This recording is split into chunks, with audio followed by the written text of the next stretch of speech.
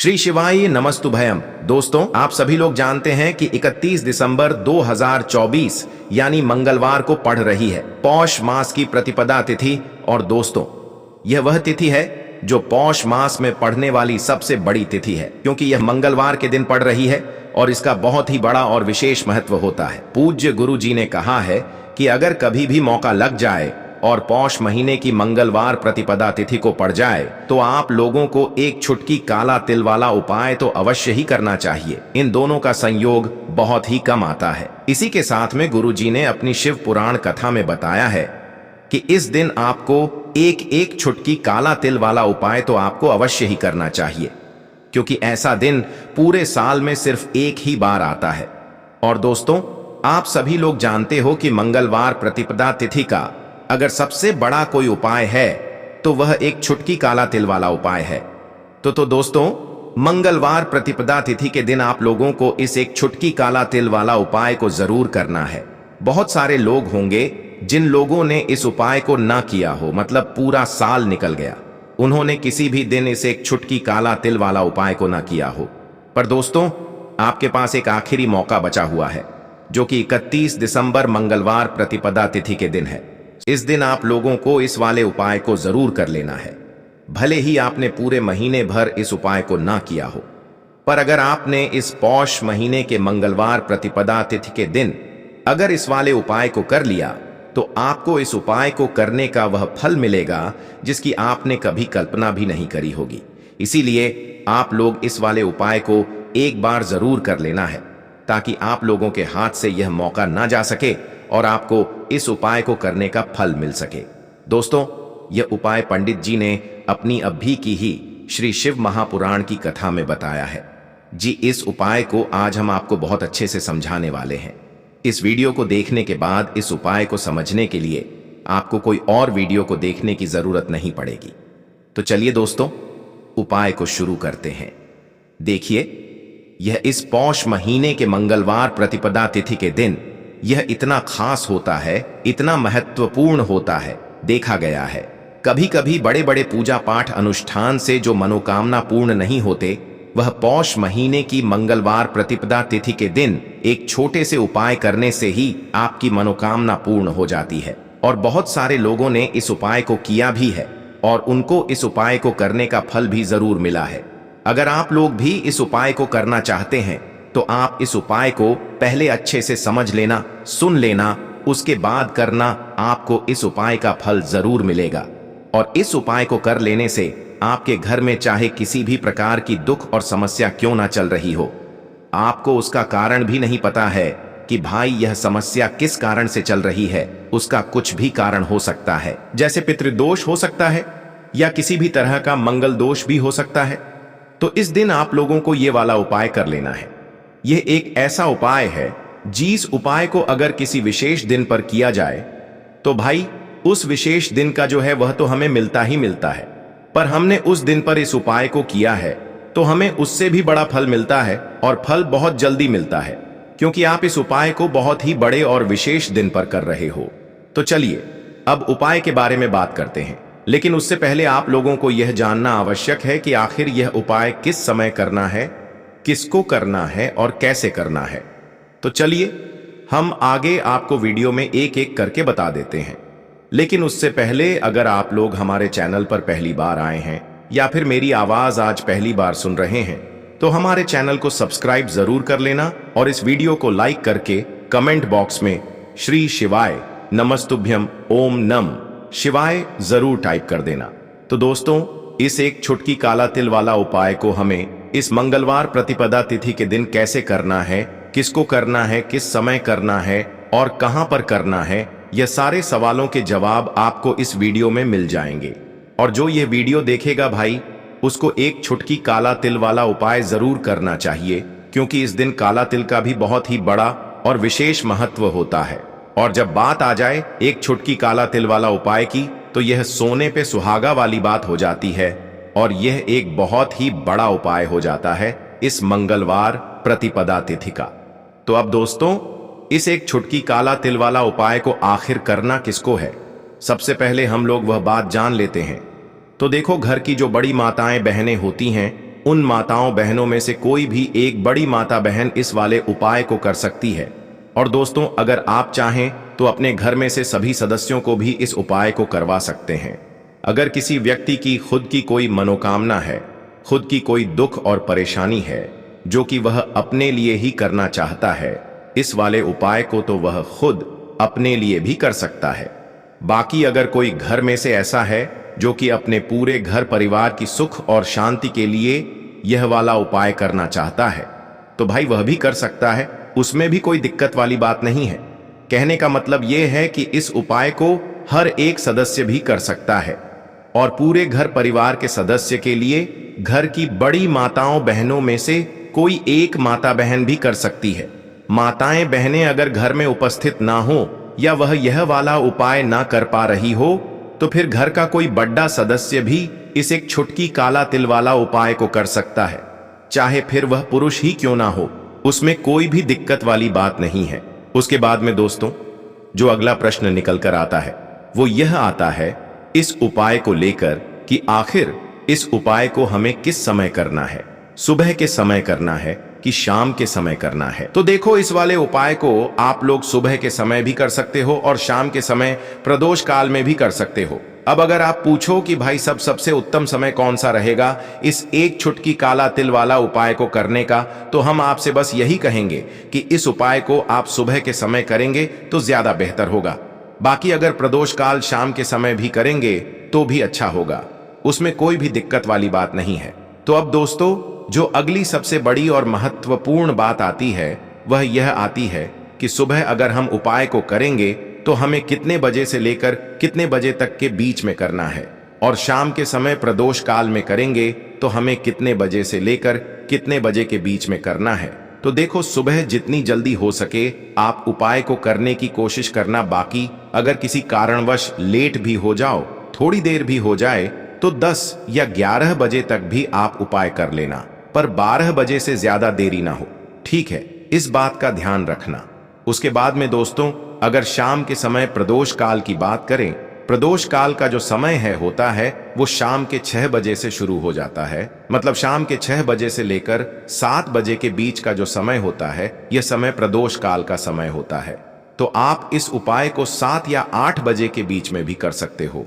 मतलब शाम के 6 बजे से रात 8 बजे के बीच में आप कभी भी इस वाले उपाय को कर सकते हो, उसमें कोई भी दिक्कत वाली बात नहीं है। देखिए, यदि आपके जीवन में संकट बहुत ही अधिक चल रहे हो, समस्याएं बहुत ही अधिक चल ही हो, एक एक रुपया खर्च करने आपको बस ओढ़ रहा है, भूमि से जुड़ी हुई कोई भी समस्या हो, या फिर आपके विवाह से जुड़ी हुई कोई भी समस्या हो, या फिर आपके व्यापार से जुड़ी हुई कोई भी समस्या हो, तो आपकी यह सारी समस्या इस मंगलवार प्रतिपदा तिथि के दिन समाप्त होने वाली है। तो चलिए दोस्तों, जानते हैं उस विशेष उपाय के बारे में। देखिए, इस वीडियो में हम पूज्य गुरुजी द्वारा बताए गए 3 बहुत ही चमत्कारिक उपायों के बारे में जानेंगे। देखिए, यह जो उपाय हैं आपके जीवन से दुर्भाग्य का तो अंत करेंगे ही साथ यदि आपके जीवन में धन की समस्या चल रही है तो वह सभी समस्याएं भी आपकी समाप्त हो जाएंगी। देखिए, गुरुजी ने बताया है कि जब भी मंगलवार प्रतिपदा तिथि का दिन पड़े तो हमें कर्ज मुक्ति के लिए कुछ उपाय करने चाहिए।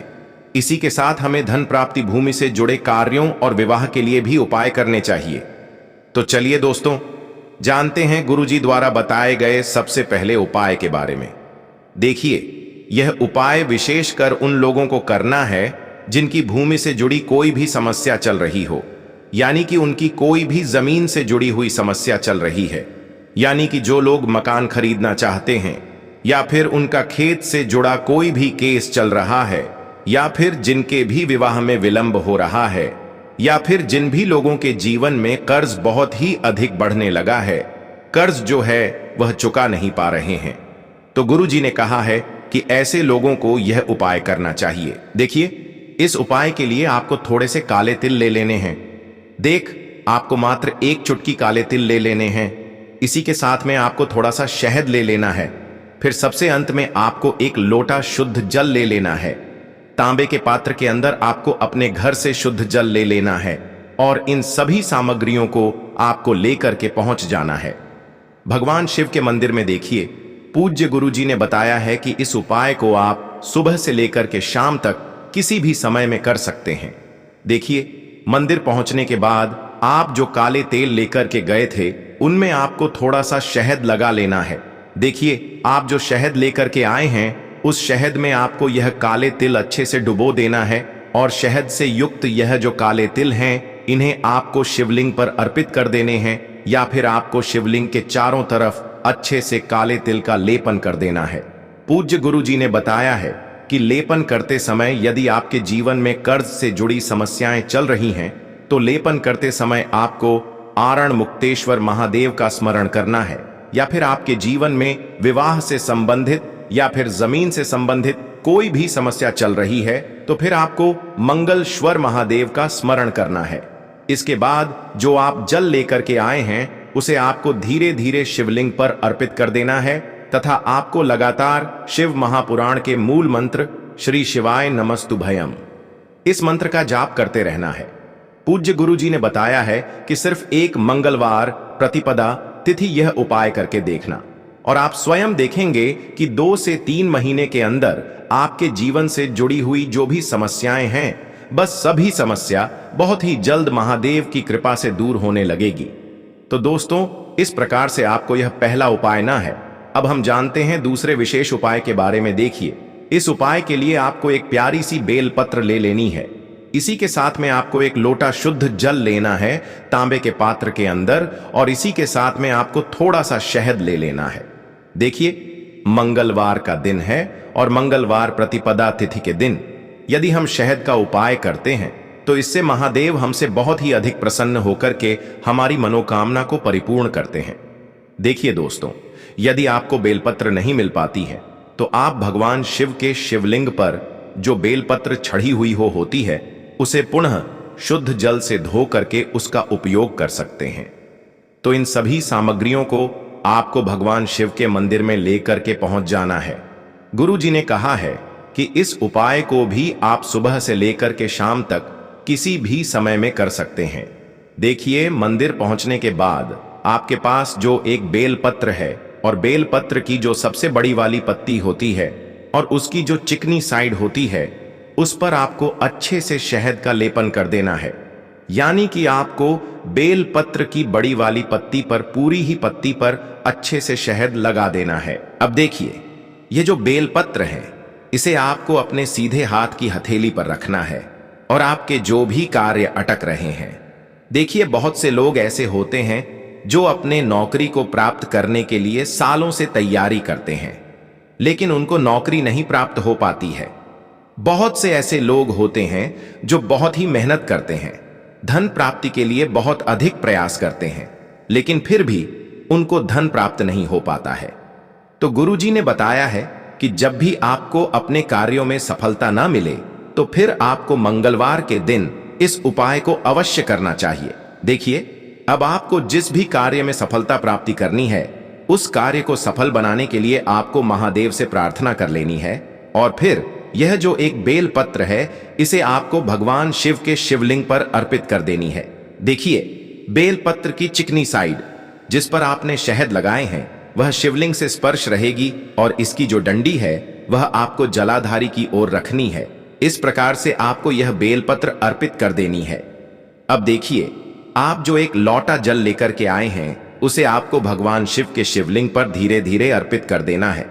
श्री शिवाय नमस्तुभयम इस मंत्र का जाप करते हुए देखिए, जैसे ही यह जल शिवलिंग से होकर के जलाधारी की ओर बह करके आएगा तो इसे आपको थोड़ा सा अपने सीधे हाथ की हथेली में झेल लेना है और इस जल को आपको अपनी दोनों आंखों पर लगा लेना है और इस जल का थोड़ा सा छिड़काव आपको अपने शरीर पर कर लेना है।